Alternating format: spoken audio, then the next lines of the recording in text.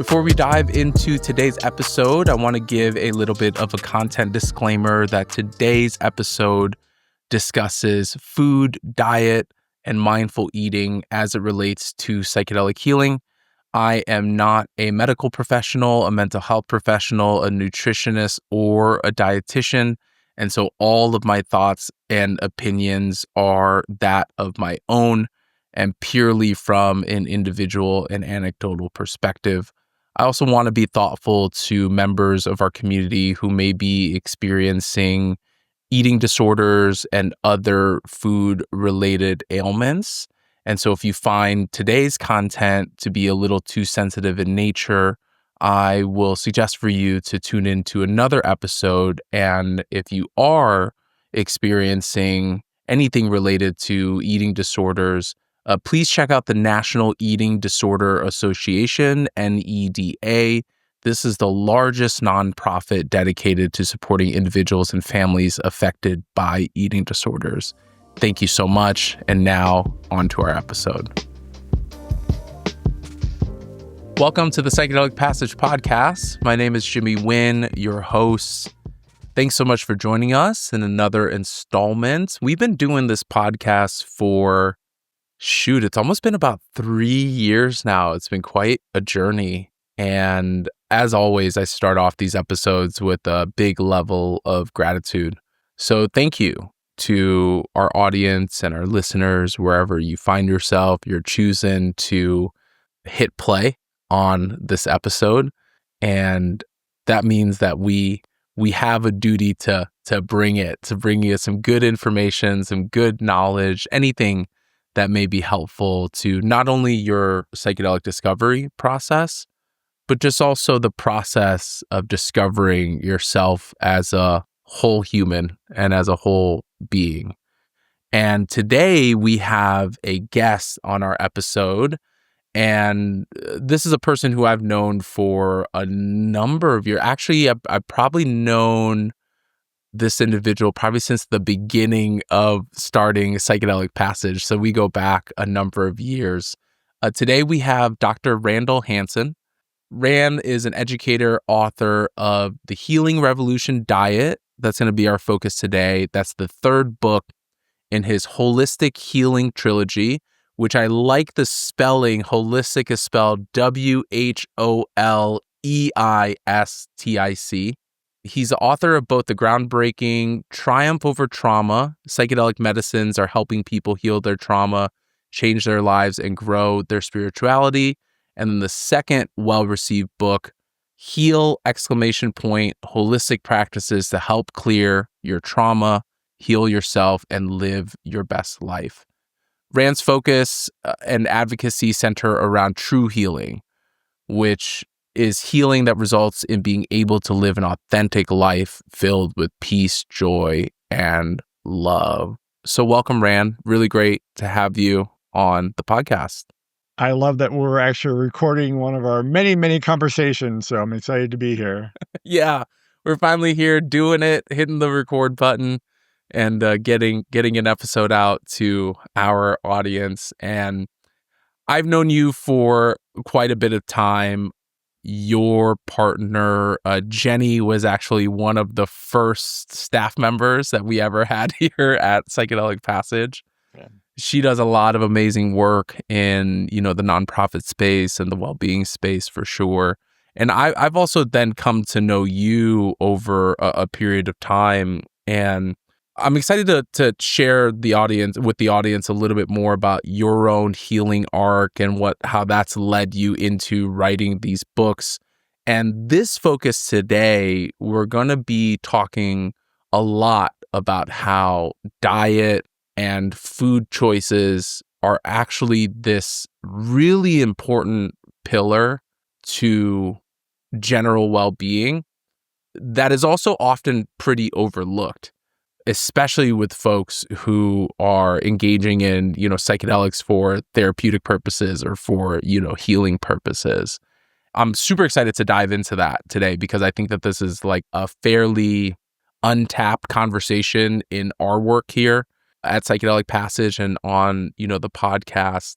And just to start, can you kind of talk through this arc for you, your own relationship with psychedelics, and then that led you to start your first book, which is The Triumph Over Trauma. Tell us about that, and then tell us about how that led you to writing a book about food and diet. All right, well, I'll try to keep it as briefly as possible. But I actually started a healing journey a few years before I was introduced into psychedelics, and I started accidentally. I was in nature. I had bought some raw land, and it was a very unhealthy forest. And so I said, well, I'm going to bring this forest into health. And so little did I know that the forest was actually bringing me back into health. And it's being alone, working every day, it led me to face things in my past that I hadn't been willing to face before and to make some hard decisions and choices. And then that took me probably about three-quarters of the way through my healing, and then psychedelics sort of took me the rest of the way. And I first learned really about I mean, yes, many people have heard about LSD or psilocybin magic mushrooms, but my first reintroduction to psychedelics was actually about ayahuasca, and I had no clue what ayahuasca was, and so that sent me down the research rabbit hole. And my first psychedelic experience were with psilocybin, and probably those were the most healing for me. And I never had any plans to write one book, let alone three books, but it was during an LSD journey. And LSD is a very different kind of medicine for me, or a different psychedelic for me than psilocybin. Psilocybin, I go quite deeply within, and it's just why that's such a healing tool for me, because there are no distractions. It's just me facing what I need to face. But with LSD for me is I don't go deeply at all on LSD, and even the hallucination part are very, very minimal. Maybe the sky looks a little bluer, but that's really it. But it's a very powerful brain enhancement for me. And so it was the end of this journey. I was sitting on my deck, summer afternoon, almost like today, and I was just coming down from the journey. And then I just had, for lack of a better word, what we call a digital download, but some kind of energy. It wasn't a voice, it wasn't, Rand, you must do this. But it was just this energy that said, here's an outline for a book you need to write. And I ran inside, grabbed a pad of paper, ran back out because I felt like I had to be in the same spot. Trying to And capture lightning in a bottle of that right. moment. Yeah. And I got this download, and the book contents are about three-quarters of what's on that outline. The one quarter that's different is I didn't get any download about microdosing, but microdosing was picking up right about that same time, and so I felt like I needed to add. So the book is mostly about full journeys, macro journeys, but there's also a few chapters on microdosing because it was, like I said, was and still is a very popular alternative. And as you know, the lies about psychedelics is what drove me to really want to write this book. And try to educate people about all these things culture had told us were all just based on a set of lies that we are still believing today. During that book, I realized that people were using breath work, meditation, nature, other tools with psychedelics or without psychedelics to heal. So that led to that book. And then nutrition, we'll talk about this today, but I thought the lies in psychedelics were bad, but the lies and mistruths about food and where we are today is I think actually worse than the lies about psychedelics, because the lies about psychedelics have hurt us with healing, but the lies about the food have made us sick, obese, overweight, more heart disease, all these things. So I think those lies about nutrition are even more scary, more dangerous. And so that's kind of been the short version of that process. And just to answer, because people ask this all the time, no, right now I don't have a fourth book in mind. I hope I don't have a fourth book. It's enough work doing that. but I am very passionate about, yeah, I do. I want people to find their health, and I want them to find their healing too. Yeah, I think in your first book, I found a real emphasis in like demystifying psychedelic work, and you were doing a large part in like chronicling people's experiences and stories to just try to normalize and validate a little bit.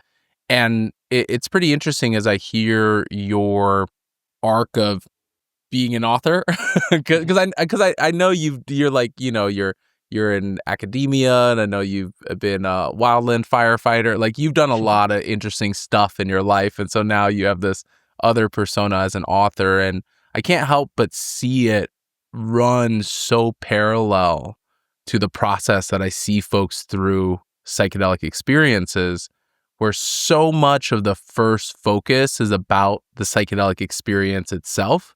Can this help me? Can this help to alleviate my suffering in whatever way, shape, or form? And then once folks generally go through that process, they're like, oh, wait, there's other things that I can do that Yeah. aren't just about having psychedelic experiences, that I can do in my everyday life that can actually help and support this. Oh, man.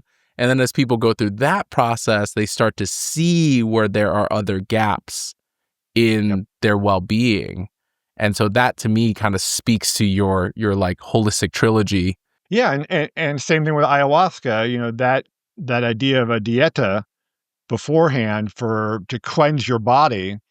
Now, I'm not proposing that strict of a diet for everybody, because that's a pretty bland diet you go on, but that's the same concept. While we're healing our souls and our minds through whether psychedelics or meditation or breath work or therapy, whatever it might be, we also need to heal our bodies, not just from the trauma, but from the trauma of the food we've been eating for the last several decades. Yeah, and for those folks who are unfamiliar with the term dieta or dieta, that is traditionally something that we see in more traditional medicine lineages around psychedelics or non-psychedelics that are called like master plants. Hmm. And so typically before ayahuasca, folks are usually going through a 2 to 3 week dieta, usually like low tyramine foods, things to avoid, things to just kind of cleanse your system, if you will.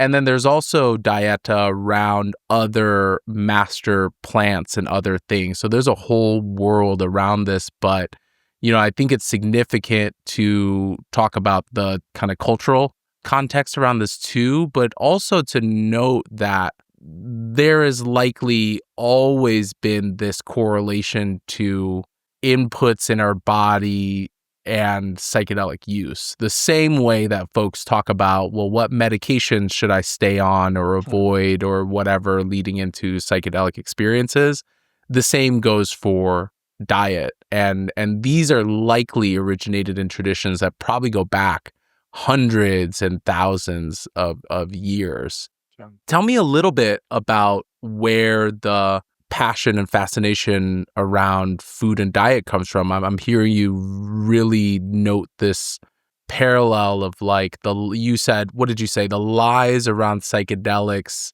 have maybe limited people from finding an outlet of healing, but the lies around food is actually what's making us sick. Yeah, well, let me start just with one of our favorite people in psychedelics. We look at former President Nixon, and we blame him or whatever we want to say, but a lot of people blame him for putting psychedelics on the controlled substance list. But also, what Richard Nixon did, so we called, and he didn't really start. He started the war on drugs per se, but he also started the war on small farms, because at the same time he was putting psychedelics on this controlled substance list, he was promoting massive programs to push mega farms and get rid of small farmers. And so small farmers are the ones that are really feeding us. It's not these mega corporations that are growing tens of thousands of acres of corn or soybean. It's the small farmer that's on a half acre is growing our tomatoes and cucumbers and string beans and things like that. And so that was for me, a lot of both all these issues, health and healing, revolve around justice. And I feel like we have been put at such an injustice by these lies and mistruths. So that I guess that's where that passion comes from. It's partly the educator hat that says, no, people have this wrong. I need to try to fix it. And one way to fix it is either podcasts, books, articles, whatever. But part of it's also just being incensed by how these again, lies, mistruths, whatever we want to label them, have just really hurt so many lives. So that's where, and so this is my way of serving. We talked about serving before we jumped on the podcast, but this is the way I'm trying to serve everybody by saying, I want you all to, do your own research, obviously, but find your way both to heal that past trauma. And one of the things I discovered with Triumph Over Trauma, I thought that was the greatest book title ever. And I realized people don't want to self-identify with trauma. I thought that was like a word that was going to break things open. Like, yes, we all have trauma. We all, if you're breathing, you have most likely experienced trauma. But I found people are like, oh, no, I don't have trauma. Blinders are still on. I'm just stressed. Yeah, That's like the number one thing. I say it all the time. I don't have trauma. I'm just stressed. I'm just stressed right now. But that's it. Yeah. I mean, you bring up a really important distinction here where I'm really grateful that you're bringing up this term justice, because as you were talking about how the lies around food have potentially been maybe even more harmful to the general population as the lies around psychedelics, there was this part of me internally that was like contrarian to that. I was like, well, it depends on your social location and your social identity. Yes. Because the lies around just drugs and psychedelics in general have also been used to target certain populations of folks and generally disenfranchise folks from not only having access to this, but also like a tool of offense, a tool of incarceration, a tool of all of that. And when I look at the prison industrial complex, it's almost the same as the food industrial complex, where a lot of things, manufacturing happens a lot in prisons, and a lot of these prisons are being populated by folks with nonviolent drug offenses. And then that's how you can make a cheap thing or a cheap product. And the amount of our food supply chain that is actually supported by prisons is almost the same parallel as factory farming and those types of things. And when you talk about monocropping corn and soy and all of these things, I'm like, yeah, because that's where the government subsidies come from. Like you're going to be getting some government subsidies if you do these things. And so we probably can't fully unpack this, but I'm just noting this really intricate balance of industry, government, societal structure, and culture. Because what I find is that even if people wanted to eat better and if they wanted to be healthier, I feel like they have their cards stacked against them to the point where it's just way harder to do that nowadays than maybe previously when, everybody had their own victory farm on their lawns during like World War II or whatnot. So I know that you said that you had some statistics that you wanted to share. Yeah. Let me just come back to what you were saying about food, about justice and things, because I want to, before I forget this point. Two things. One, people think I'm crazy when I say grocery store in a good neighborhood. We're not even going to talk, we'll get back to the other neighborhoods, but in a say a middle-class neighborhood, probably 80% of the foods there I wouldn't even buy. I wouldn't even recommend people buying because they've altered food so dramatically, and we'll come back to that. But then we have in typically rural or lower economic areas and Native American reservations, we have these food deserts and food swamps. So the highest quality food they can get there is so low, so bad. And so one of the things I have tried to make in my comments is if you can just strive to buy the highest quality of food you can personally afford, or that you can get from a food bank or a community center or a nonprofit that's doing these things, because there is a massive inequity across this country, and why we still have food deserts where there's not food deserts, basically where there's not a traditional supermarket within walking distance of a community.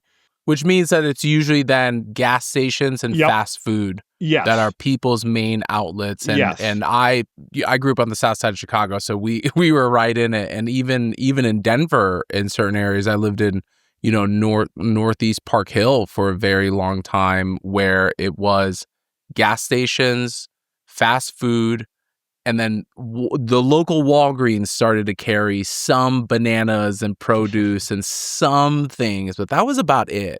And then the Whole Foods that came in, a few miles away was a luxury. Yeah. Oh, yeah. It's a real big privilege to be able to even like buy organic or things like that. So I'm noting that what I'm hearing you say is that it depends on your capacity and your access. It's easy Yeah. for us to sit here and be like, eat organic and do all this Right. stuff, but like that, not everybody can do that. Right, exactly, exactly. That so I just want to make people aware, I'm not trying to be up on a high horse saying, yes, you need to buy regenerative, organic, or whatever, because again, it's the reality is, first of all, you might not even be able to find it in your neighborhood, let alone afford it. So it's just trying to do, and I think we talked about this earlier. You don't have to change overnight. You don't have to change all your food habits, everything overnight. If you could just do one step a week or a month, just start building a way to improve your health. That's kind of the thing. I think sometimes people get overwhelmed, especially with food, because I mean, when you start pulling the layers off this onion, it's a lot of people, believe there's this massive conspiracy. I'm not that way, but certainly there are a lot of companies taking advantage of our poor food system, our poor health. And that maybe kind of leads into some of these statistics too, if you want me to kind of go there. Yeah, I do, but you're bringing up something for me, which I think is an important part of the Okay. context of our conversation, because I'm thinking about the audience and the listeners here, and I'm always trying to orient our conversations on this podcast around like what's in it for them, right? Yeah. And I'm seeing this parallel around how in your own story, how psychedelic experiences have opened your eyes to this whole area of focus that's often overlooked. Yeah.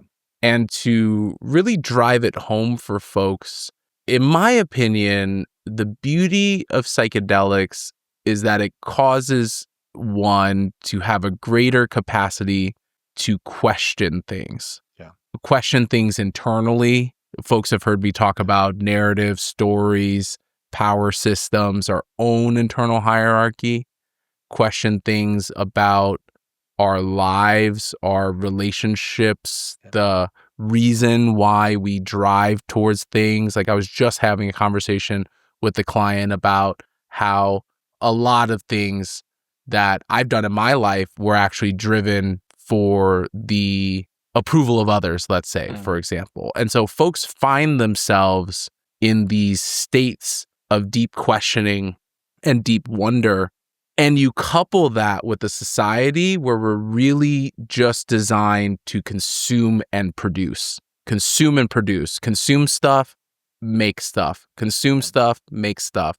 And so there's a lot of folks who move through psychedelics for healing, and they end up at this inflection point of coming into relationship with the consumer in them and coming into relationship with the productive or the producer in them. Yeah. And then if folks are going through this process like I did, and after the pandemic or during the pandemic, I was super hooked to McDonald's. I was like eating McDonald's like 2 or 3 days a week and coping and put on a whole bunch of weight. And at this point, I also felt like I was trying to progress myself as a human and, spiritually and well-being. But I always felt like there was just like this ceiling There's always the ceiling. And in my own life, I was like, food and diet is such a huge, part of this. So what I'm sharing with folks is that if you are wanting to embark on a process in psychedelics to truly heal, truly become whole, it doesn't just happen in a psychedelic experience. Like there's folks who are like, I just want to have a mushroom experience and have 10 years of therapy and I'm good. And the surprise for most folks Yeah. is that it will likely unravel and you have this opportunity to embark on a deeper process if you are brave enough to go for it. And then the food is such an important pillar of that. So yeah, lay it on me, Rand. I'm happy to hear anything that you have to share with our audience here. Okay, but now you got me thinking about two more things. Right. So the other thing for psychedelics for me and for many, not always, because it depends on how much work you're doing, but I think it also opens your mind and breaks down these divisions we have between cultures, between ethnicities, between rich, poor, whatever it might be that's our biases from, and it breaks us down and says, wait, shouldn't we all be working to serve the greater good? And I think to me that, not that I was a hard-hearted capitalist or whatever beforehand, but it just expanded my heart so much more to say, I want to help people. I don't just want to live this little life which is a wonderful little life, but I want to be in service. So I think that's one thing. And the other thing that I've stolen from you from many years ago, because I love that you do this, is once we start on this healing path, we have to continually be doing the work on ourselves. And again, it's not even psychedelics. It could be meditation. We talk about spiritual bypassing when people just say, oh, yes, I'm healed and I'm fine now. But if we're not doing the work, and it even maybe goes with a health journey as well, but it doesn't mean that every minute you're thinking, oh, how can I improve myself? But it's a time where you do reflect on yourself and you say, am I progressing? Am I moving forward in this path?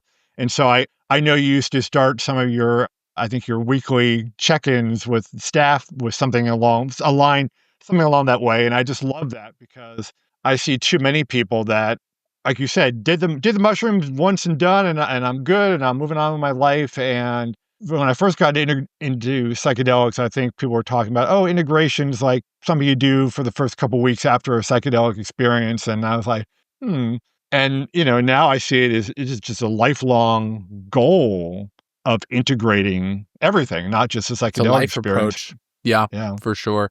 I'm really inspired of what you're saying. Thank you, by the way. And I'm inspired that once you dismantle that illusion of division, that illusion of separation, it got you more into a seat of service. I think that's really, really fantastic. I'm sure our audience is wanting to hear these stats as I've been meandering us through this conversation. But yeah, why don't you lay it on folks and share a couple of nuggets of wisdom here? Well, let me start with something you kind of alluded to earlier. But so one of the things is, of the 10 leading causes of death in the US right now, the majority, about eight of them, are all mostly preventable illnesses through diet and lifestyle. It used to be, before vaccines and things like that, it used to be some kind of communicable disease that killed a lot of people. And of course, accidents are still one of the leading causes, but just that food and a sedentary lifestyle can have that much of an impact, and that we can change that. And you can start any time. It doesn't, don't, whatever, 60 and I'm too old to start. No, start today. Or if you're 20, that's the time I would really start. If you have children, start there, because that growing brain needs that. But anyway, that's one of the stats. 9 out of 10 of us are metabolically unhealthy. And the caveat I want to put in people's minds is we can look healthy. Health is not related to weight necessarily. Weight is one of those issues, but we could be thin and internally be extremely unhealthy. So the vast majority of us, 9 out of 10, are unhealthy. Man, you're speaking to my soul right now on that statistic. Yeah, it's scary when you think about it. And people are walking around and thinking they're healthy, and they're probably not. About 2/3 of everyone take at least one prescription drug, and 1 in 5, 20%, are polypharmacy, which means they're taking 5 or more prescriptions every day. And the scary part about that is polypharmacy used to be something only in the like people in their 70s, 80s, 90s, because as you age, there are more nagging things. But we're seeing people in their 30s and 40s on, maybe 2 or 3 antidepressants and an anxiety med and a cholesterol med and a high blood pressure med and all And then a there's 5 right there. laxative A lot, yeah, for the yeah. GI upset from the other medications, and Right, it right. goes Yeah. on And and then there's on. the Yeah. medication to deal with the side effects of the other medications. Yeah. Again, as we've learned both through psychedelics and healing and through health, is most of those can be weaned off with a healing and health journey. And most of those we never really needed in the first place if we had gone through this process. And as I know you and I have talked about this, and antidepressants are a whole nother category because they were never meant to be a lifelong medication. They were originally designed just for short episodes. You have an episode. Stabilization. Yeah. Yeah. Hmm. And now it's like, no, just take it every day, take it every day. And one last statistics, almost 3/4 of the population admits using some kind of self-medicating to deal with whatever, health and healing, whether that's alcohol or drugs, whether that's an addiction to porn or sex or gambling or whatever it might be. Food is another one. And so if we're all that deeply self-medicating, I just want these statistics to be kind of an alarm bell that's to have people reflect on these and say, am I in that 3/4 of the population? And then just reflect, and if they see themselves in these statistics, then okay, now's the time to start saying, okay, I need to at least be thinking about getting on this journey of improving myself. And one last thing I forgot to mention, thank you for mentioning the whole part of how I spelled holistic, because part of healing is becoming whole again. And so that's where I took that from. I want everyone to become whole again, maybe for the first time since they were children or something like that, depending on the trauma and the food and that kind of thing. Yeah. The word holistic comes from the Greek word holos, meaning entire or Yep. whole. Yep. And I think that that's a lot of why people are exploring psychedelics, is wanting to be whole again, Yeah. And I really resonate with what you're sharing. I've had my own ups and downs in my own physical health and weight loss and all of those things. And as a person who has literally gained and lost hundreds of pounds, a lot of this is wrapped up into more for me than just making a healthy food choice. Yeah. The way I think about myself, the way I want to be seen by others, having food as a status symbol also Yeah, sure. is a thing. Food security is a thing, Yes. I really deeply understand that it's way harder for folks than simply make a good food choice and buy the thing and eat the thing and get some exercise. And then when the food supply is stacked against you as well, then it becomes really, really hard. Yeah. One of the favorite things that I've heard in psychedelic space and discourse comes from a person that I've seen their work from afar, Danielle Herrera. And I saw a talk of hers, and she was like, we don't want psychedelic experiences to just help people be better conditioned to environments of trauma. And to Wow. that last point that you said Wow. about everybody has some type of a coping mechanism, oftentimes that is to condition themselves, or I don't think healing is about having more capacity for trauma. No, not at all. And so it's pretty interesting when you say, okay, there's some things that are regulated, but to your point, like we were talking about before, sugar is not, Yeah. for example. And so can you break down for folks a little bit more specifically? Like, I was pretty inspired about, your conversations around like serotonin and, some of these things. So what more do you have more practically for folks if somebody was listening to this episode and they're like, I probably do need to look into what I'm eating and how I'm eating and all of these things. Like what do you have to share for folks? Let me just share a little bit of my personal story because your story resonates with me. When I was deep in my trauma, and again, one of the traumas I definitely knew about because I was aware of it for all my life. But I grew up with an alcoholic dad, and I just thought his outburst and whew, abuse was kind of normal because how many other parents did I really know and what went behind closed doors. So I didn't think that was trauma. But when I was deep in my sort of trauma fueled life in my 20s and 30s, food was definitely a comfort for me, and I did the yo-yo dieting. Also, I made up some of my own diets, like the microwave popcorn diet, where all I ate was microwave popcorn for whatever 2 weeks until I got sick of it. I think almost all of us have been there. The first step that I ever did was I read a book where the author, who was a nurse, said, sugar is the greatest evil to ever enter US households. And I thought, whoa, that sounds, kind of dramatic.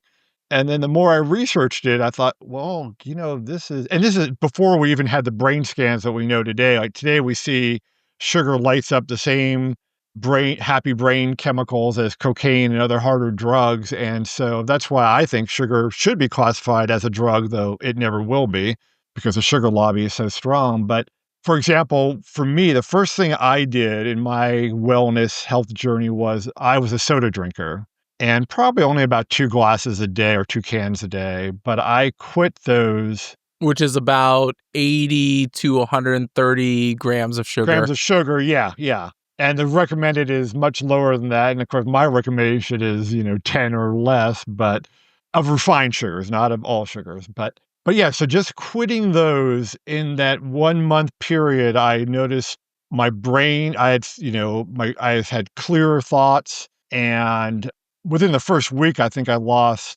2 or 3 pounds. And by the end of the month, I had lost, I think, 14, 15 pounds just from stopping the soda alone. And so to me, that's the thing. Simple steps would be things like look at the sugary drinks you're drinking, whether that's soda, whether that's juices, energy drinks, sports drinks. I posted a meme a couple of weeks ago about one of the fast food chains has an healthier alternative to soda. And the large drink had 120 grams of sugar just in one drink. And so just quitting just all those kind of sugary beverages is a major first step. And then the second thing I would say would be just start looking at ingredients lists. So many people have been kind of taught by culture or family, this is the favorite family brand, so I just pick it up. I don't even look at it, grab it. Or if I'm I've been looking for eating this all my life, so yeah, of course yeah, I'm gonna, I see. yeah. Or if I'm even looking for something, oh, maybe I'll look for something that's all natural. But natural means on a label means almost nothing. And so you have to turn the label around and look at the ingredients. Now that's going to add a little more time to your shopping. And I know, so one of my things is we need to see health as an investment. A little more time's going to need to go into it to really research what are good products, what are bad products. And then also, if we can, again, everybody can, but if we can put a little more money into our food budget, away from other that might be not as necessary, such as travel or vacations or something along those lines. Obviously, rent and things like that are the most important, but food should be in that same level, I think, as housing, because if you don't have the proper food. So just those two things, quitting all the sugary beverages as much as possible, and then starting to look at labels and maybe trying to cook a little bit more at home. Statistics show that 40% of people, and for the first time about 3 years ago, more people are eating out of their home than eating in their homes.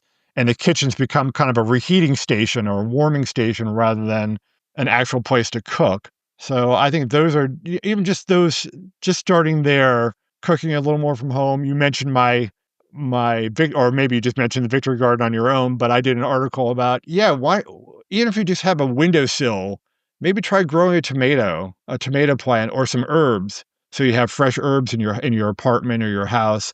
If you do have a lawn and you're lucky enough to have that, dig some of it up and plant a garden. Again, it's going to be the healthiest, ripest fruit you ever eat, and you're gonna get your hands in the dirt, which is great because we've become so sanitized as a country that we're missing some of the microbes from the dirt. So if we get our hands dirty gardening, that actually will help our health as well because 'cause they'll get into our guts, and I'm not saying eat dirt, but it's gonna get in there anyway. We all probably ate a Although little dirt as a kid, and we probably came yeah. out fine, you know? Yeah, exactly. I mean, I drank from, hoses, which today is like, "Oh my god, don't drink from a hose unless it's a Sure. purified hose," you know? Yeah. I really like this last part that you're saying because it aligns with my philosophy around psychedelic use, which is what is my relationship to this thing? And many folks look at psychedelics like, oh, this is a thing that I consume and it does this. I eat this and then I get this output. And I think that many of my clients have much more capacity for impact when they think about what is my relationship to this thing. And so if you grow a tomato, whether for fun or not, you have that experience now. That was why when I was way back in the cannabis world, I was like, even though I don't have to, I can go to a dispensary, I can go and find plenty of really, really good cannabis. I want to grow it because I want to see what it takes to actually make and cultivate good cannabis. Yeah. And it forever changed my relationship with it because I stopped commoditizing it. And in a world where things are so packaged, like there's so like the blue aprons and the whatever, all the like you order food and it comes in plastic and it shows up right to you and you can eat it up and heat it up and, and toss it out. I think that many folks unfortunately have this trade-off between convenience of effort and time versus investing, like you're saying. And so when we think about it like a relationship, then convenience and effort of time is not always the factor of success in our relationships. Like I can't think of many relationships where I found it better because it was easy and I could pack it up and throw it away when I'm done, right? Yeah. So I think that's really inspiring to hear that from you. Well, I love that you said convenience. I think convenience is killing us. Not only do we have these foods that you talked about that come in plastic, and that's a whole nother issue, but we can sit on our couch and use Alexa and tell it to turn on the TV, turn off the TV, air, lights, all these things. We don't have to get up. We can stay in our lazy boy and do these things. And one of the things I like to talk about is mindful eating because so many times, again, because of convenience or whatever else, we're eating with our screens or we're eating in front of the TV. And some people call it distracted eating, but I like to flip it the other way and say, let's try practice mindful eating where we're actually tasting and savoring the food and enjoying it and then remembering it. I mean, the crazy part is Mm, some people eat in front of screens, all of a sudden they finish their meal and they're like, wait, what did I just eat? And yeah. I think that also helps with our taste buds. It helps with our digestion because all that thinking about the food and the senses also activate, our taste buds and our gut microbes to get ready to start digesting the food. So the more we can have a relationship with food, like you talked about, whether it's growing it our own and I'm a big proponent of farmers markets too, meeting your local growers and having a conversation, having that community around the food, but then also just having more appreciation for that food and having a relationship so that it's not taken for granted or not seen just as a convenience. That's really it. Yeah, it's like what I hear you say is how can we get back to viewing food as sacred? Yeah. Like how Yes. can we Wow. really celebrate it and really live it? Yeah. I think that's really powerful. And there's a part of me that feels torn because if you're a single mom of four working two jobs and you got four kids and your goal is to just get your kids fed and put food on the table and you got a limited budget, like, of course you're not going to be able to make all of these choices in ideal. Right. So this part that you're saying is something that everybody can do. Yeah. Get off of autopilot and just get to like being fully present with whatever that thing is in front of you. If you're going to eat the Twinkie and really savor every bite of it. Yeah. Yeah. I don't want any shame or guilt. That's not my idea at all. It's just right. I love how you reframe that as food as a sacred thing, because again, it's a sad state that we have one of the richest countries in the world, and there are still so many people that don't know where their next meal is coming from, let alone a Twinkie even. And I am very thankful there are nonprofits sprouting up all around. Most of them are, local community based, which is fine because that's where it should start, but it's just still not enough. So yes, let's just reframe that as let's just not eat food mindlessly. Let's appreciate whatever quality we can eat and make that part of a mindset. God, that's exactly what happened to me, where I would just like turn my brain off for a while. And then when I started to, I always told myself, like, if you're gonna do something unhealthy, at least do it from a mindful state and not a state of being asleep. And then I kept choosing to do the unhealthy stuff, the fast food and the Raising Cane's and the soda and all of that. And as I started to become more mindful, I started to feel how shitty I felt 30 minutes later, where I would have blocked that out, before. And so I think that this is really powerful, something that folks can access every day, because this is psychedelic work. Like psychedelic work is about getting yourself off of autopilot and questioning things and affirming your beliefs and making mindful choices. So I think that that's really, really powerful. As you wrote this book, and I know we're wrapping up our episode pretty soon, assuming that we have done the job of piquing somebody's interest and curiosity in starting to question the food choices that they are making, what resources were you inspired by as you wrote this book? Are there, certain people's works, like for an audience member, if they were interested in this, like where can they go for more knowledge and information here?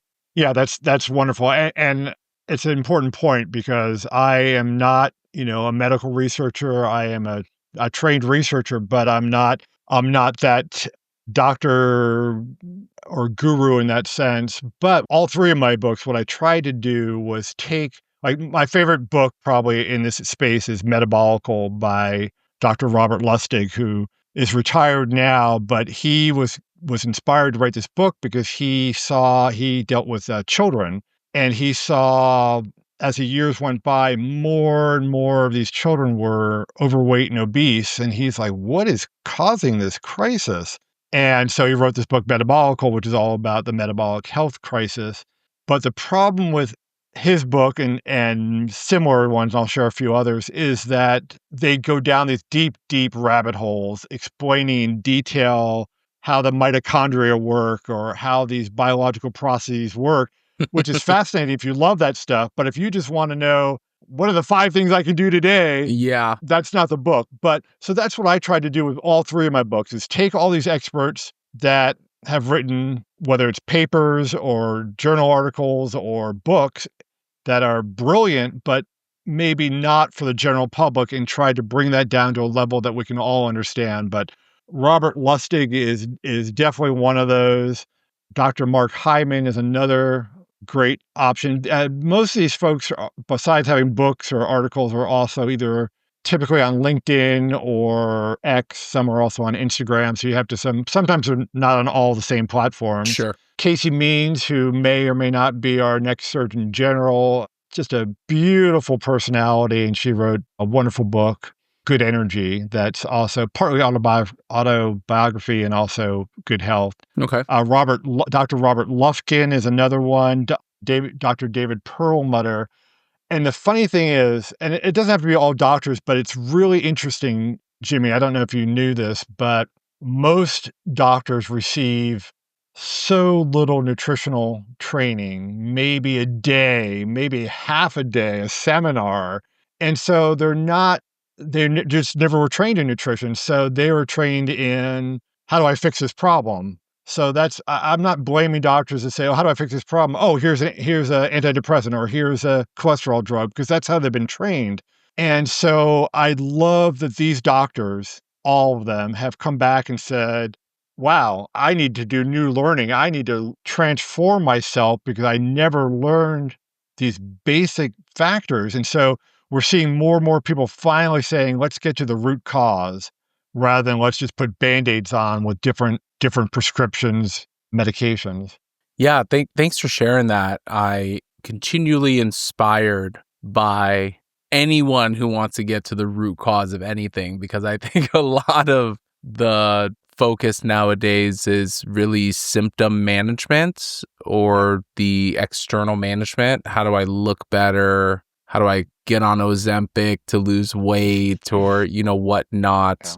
And, one thing that you were speaking to before, or had alluded to, that came up for me is that all of these food choices and things are also what regulates our hormone cycles and how well our neurotransmitters work. And there's a lot of research and evidence around the gut-brain axis. Yep. And how that actually positively affects our mood and well-being.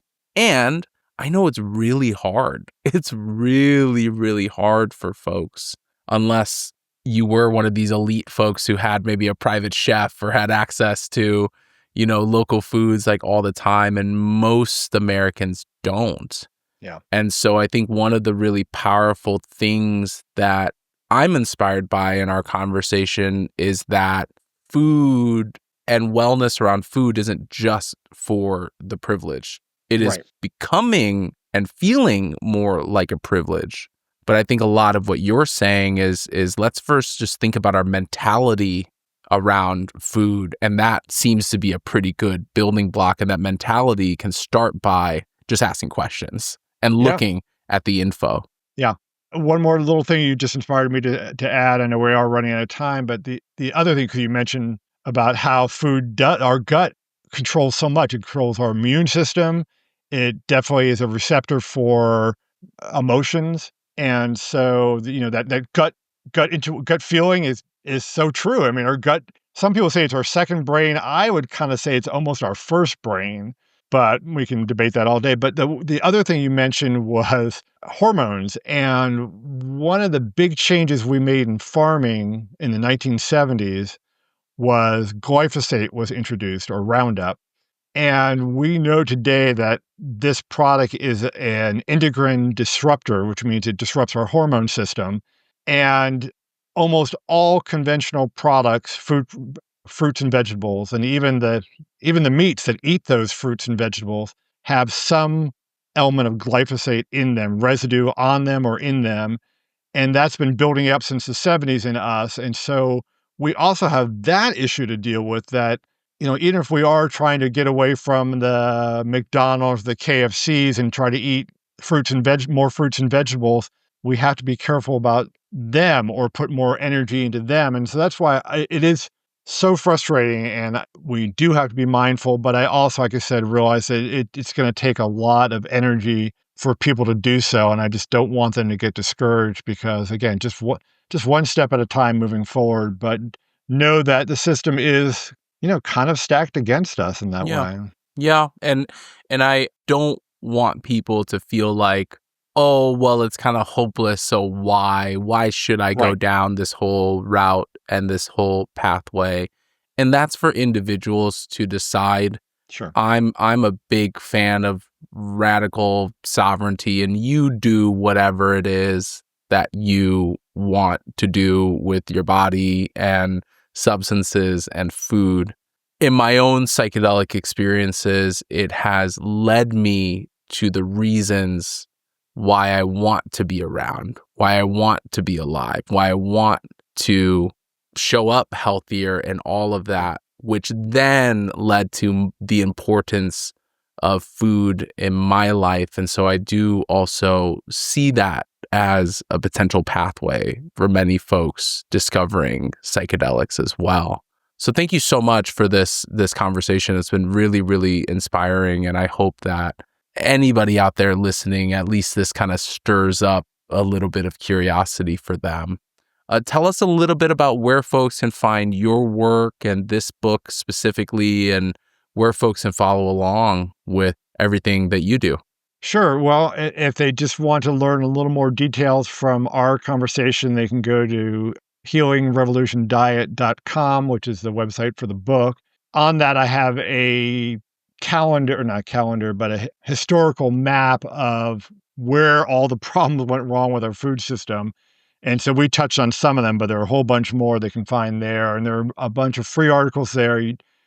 I'm a big believer, and you don't have to buy any of my books. I wouldn't mind it because the proceeds are going to nonprofits. But my goal is I just want to get this information out there. So that has a bunch of articles. You can go to my website, randallshansen.com, where I have even more articles about psychedelics, about healing, about breath work, all the different tools of holistic healing. And then I post on most social media, but my primary one is on LinkedIn, and people can just hit the button and connect with me, or just follow me, whichever they want to do. That's awesome. Well, thank you for being here with us on this episode, Rand. It's been illuminating for me, and I hope for our audience as well. And that wraps up this episode of the Psychedelic Passage podcast. You can find this podcast anywhere you get podcasts, primarily Apple and Spotify. We also post some videos and things on YouTube as well. So thank you so much, Rand, for being a part of this here today. I'm just extremely grateful, and I'm glad we were finally able to get this down and just have a wonderful time chatting with each other, but also sharing wisdom with the audience. That's great. Well, take care, everybody. I hope that wherever you are, you find yourself well, and just know that there's folks out there who care about what's going on in your life. So reach out, get that support, get that care, get that help. And we will see you next time on the Psychedelic Passage podcast.